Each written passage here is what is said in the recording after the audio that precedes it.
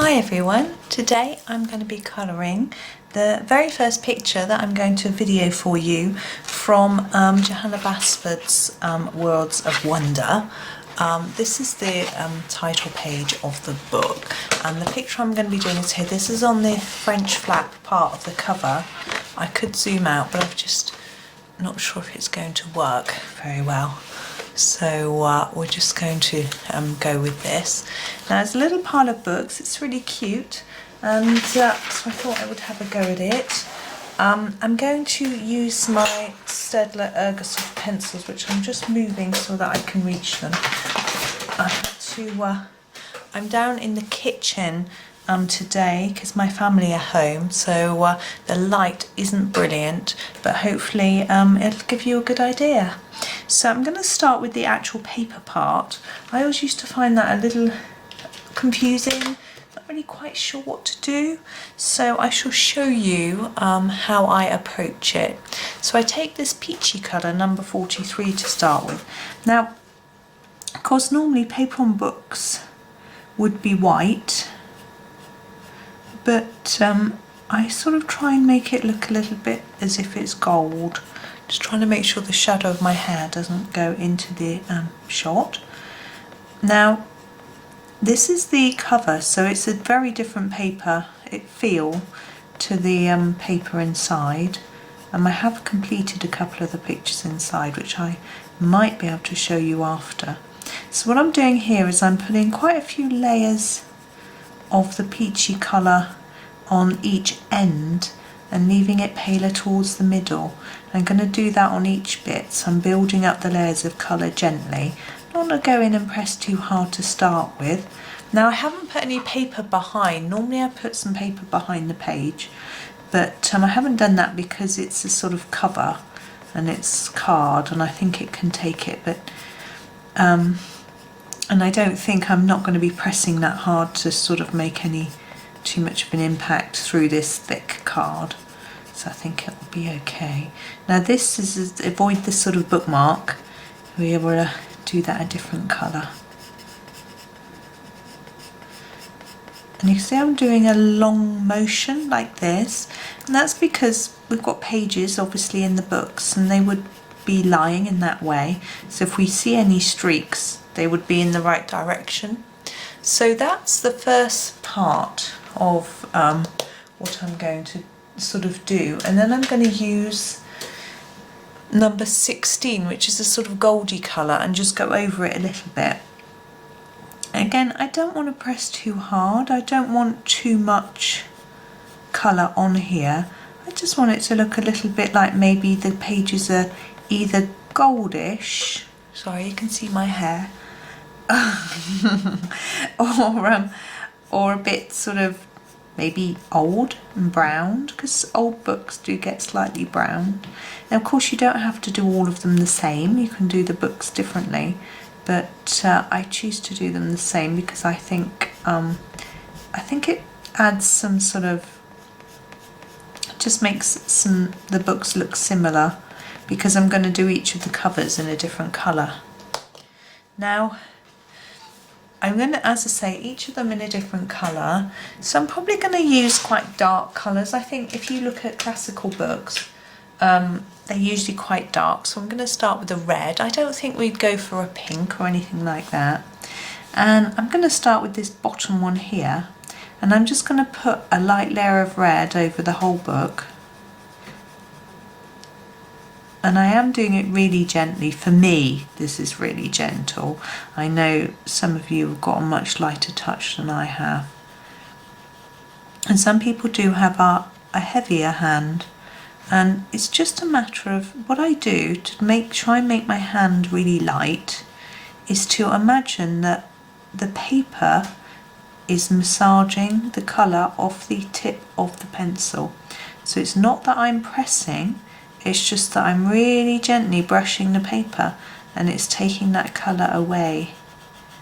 And that helps me to just go slowly and lightly. And we can do the whole of the book just with this light layer. And then we can add to it to make it look a bit more shaped and shaded sort of thing. I'll show you.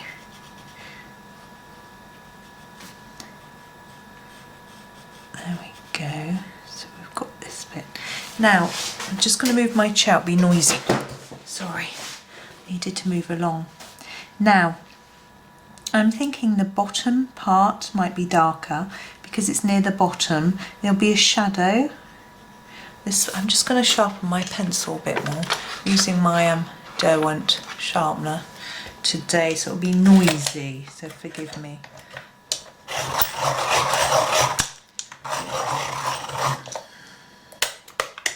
But it does give a very satisfying point to the pencil.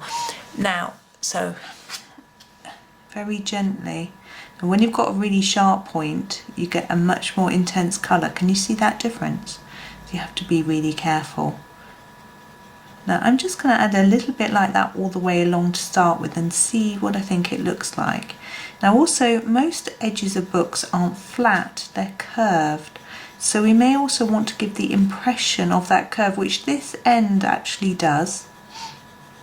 So we can also imitate that with the colour. So I think if we bring the red colour and darken it at the bottom and just bring up gently to sort of the middle like that, do the same on each bit, just taking our time.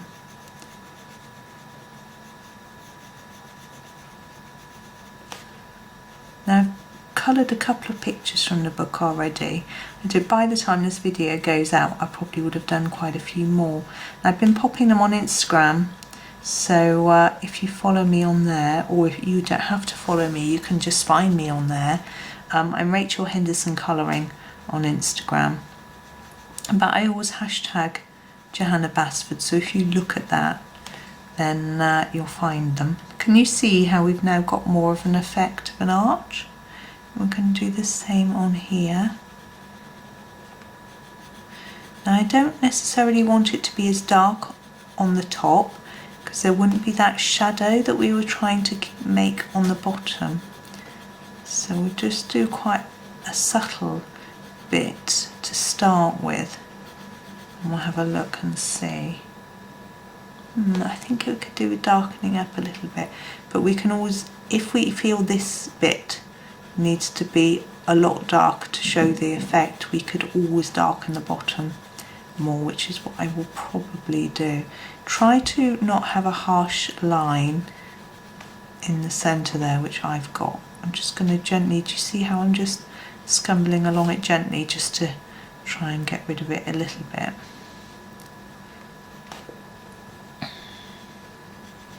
Now we've got these bits that we've left as well. I need to have a think about those and what I would do. I am thinking that I would probably, I might like to do them with some gold gel pen or something like that.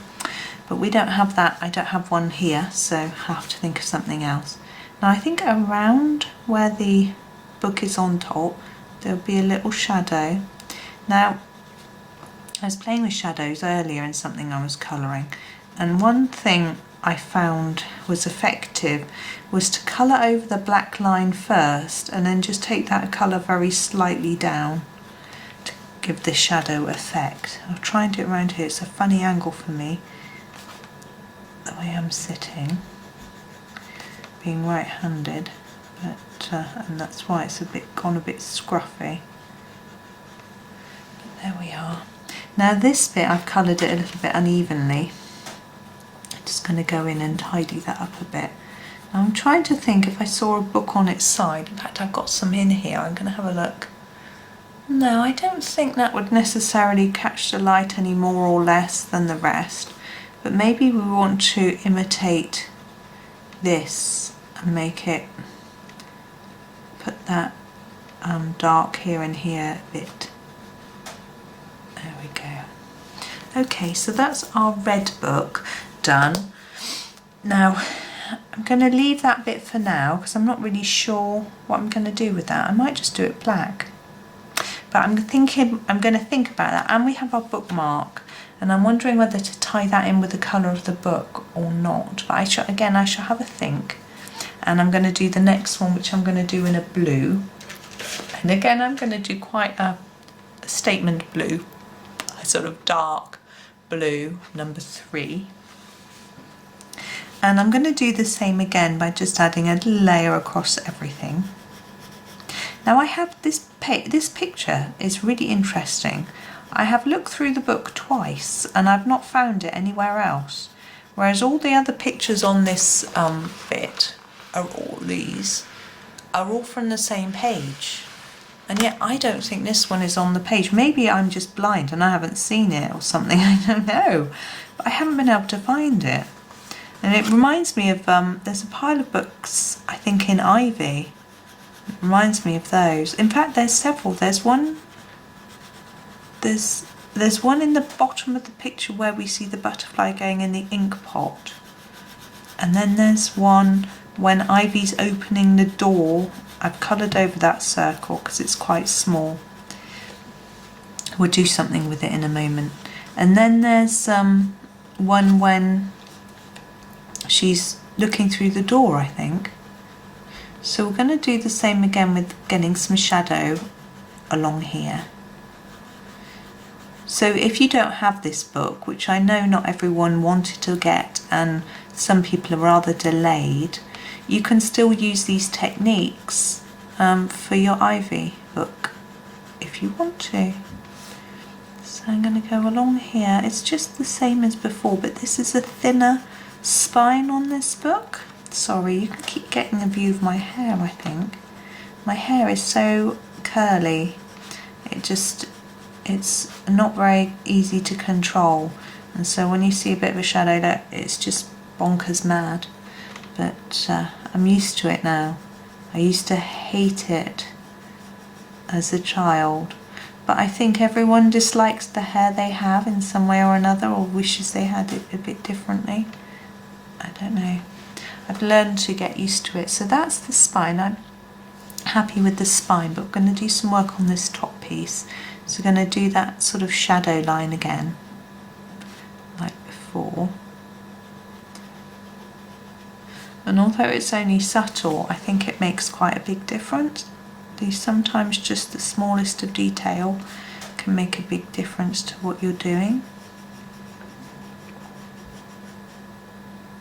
There we go. Now, just looking at this, we did this sort of shadow here as well, didn't we? So do a little bit here and make sure it's just coloured evenly. There we go. There's not so much work on that one because it's a thinner book. Now my next book I want to be green. I'm just choosing a shade. I think I'll go for this one, the number 5. And we've got another bookmark in this book, and again I might match that up. This needs sharpening just a tad, bear with me.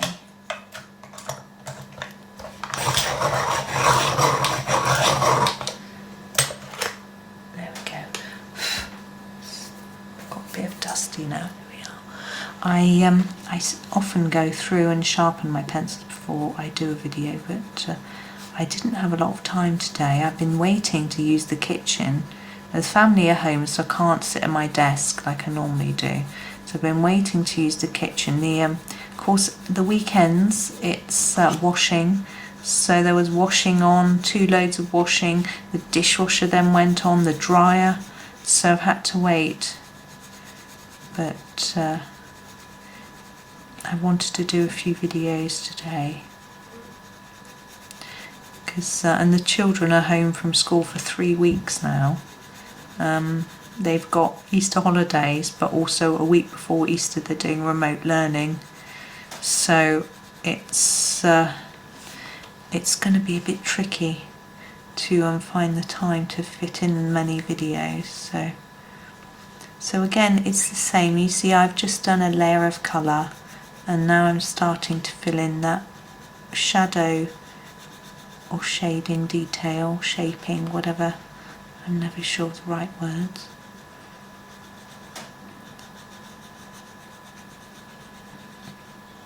And you see, it's just a matter of building up layers.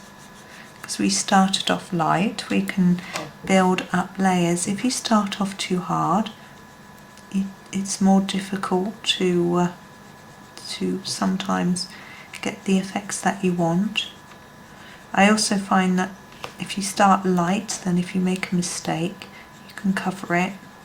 Because rubbers, although I have some joy with rubbers, they're not the best for coloured pencil. So it's quite tricky. I was erasing something earlier and it wasn't most brilliant. So I'm just bringing in that shape on that, making sure this is even, and then we want the shadow going in on this one. Now I'm going to do the top book, I think brown, because I'm thinking leather sort of thing on the books, because they look like they're old, don't they? So I'm going to pick, actually I think that one will be nice. Sorry, number 76. I just hold it miles out of shot. That's very useful. Oh dear. Right. I've actually just been watching a few lives and tutorials myself, which has been quite fun. I don't tend not to watch things that I'm going to then colour because I don't want to be influenced in that way. But I think we're always all learning. So with this one I am, like before, doing a layer across the whole thing first. So I was watching Emily Illustrator colour from this book. She's doing the elephant and the balloons. It's absolutely gorgeous what she's doing. And because she had a complimentary copy from Johanna, I think she's using the pencils that Johanna sent her with the book to colour with. I think they were Castle Art, I think so. Anyway, and then I started watching Barbara colour on the Johanna Basford Dual Pages colouring group, and she was doing a beautiful butterfly. But I had to stop her because I came down to make my own video, because I took the opportunity as soon as I could, because the kitchen will be needed soon. Now at the top here we've got, it's quite blank, isn't it, and quite dull, and I'm thinking about the fact that I want to sort of make it look, maybe it would be lighter. Would it be lighter or darker further away? Trying to think. I think it would be darker here. You notice I'm now using the side of my pencil so that I can get a more even finish, and I'm thinking more light there, so darker around here. If this doesn't look right because it's only a small layer, I'm just trying to make sure it's even. I can just leave it and I can go over all the rest in it as well, so it doesn't matter.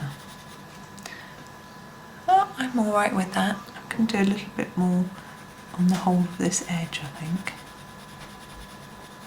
And I often just look in the camera because it's further away to have a look and see if it's working. I do think this bit needs a bit more here. Having looked in the camera. Right, we have these lines on the edge, and I'm thinking of doing those in a black, as I mentioned. So I'm going to grab the black, which is number 9. And because they're on the spine, we're trying to make the spine look like it's curved. So I'm going to start with a light layer, and I'm going to put more here and here, so that it continues that illusion of that the spine is bending. This one might not so much because it's drawn in a more flat way, because it isn't at one end. And then this one as well, I'm going to do this one the same.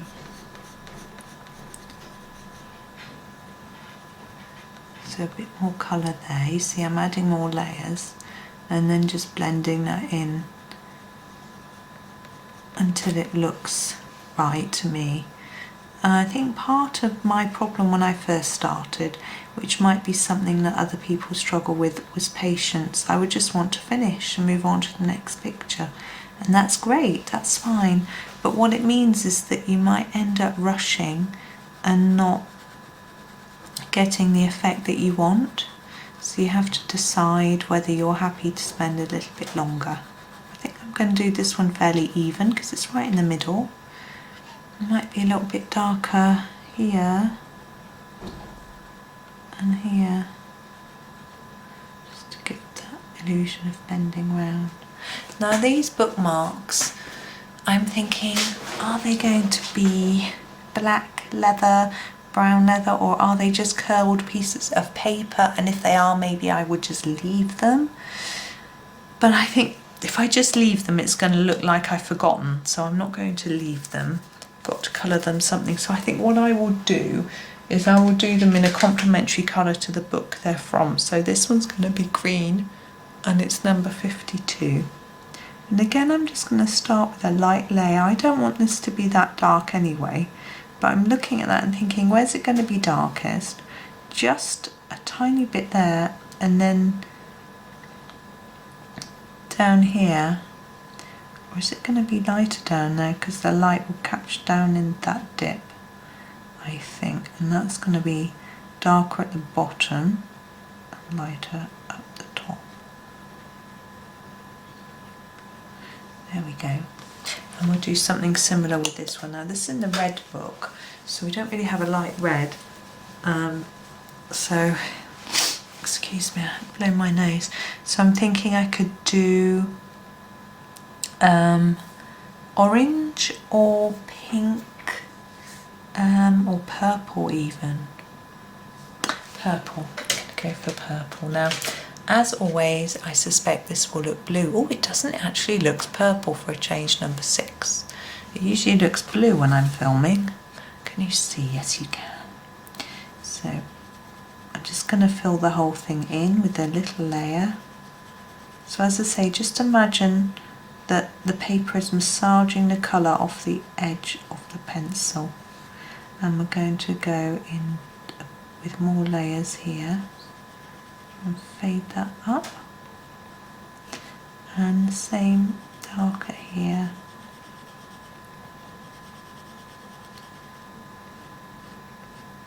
Down to there. Now the last thing we could do is to put a little bit of shadow just around the very edge of the books, which I'm going to do, just to ground them, because at the moment they're floating in the air. So I think if we use number 8 and we just very gently put a small layer of shadow all the way around here, a bit awkward here, doing it cat-candid, as my mother would say. And you see, it just makes them look like they're sitting on a surface. I could draw something in, but I'm not going to on this page because we've got all these other pictures to do. So there we go. I'm done with that. I hope that was fun. I hope that gave you a few ideas about what you might do when you're colouring books. Thank you for watching and happy colouring.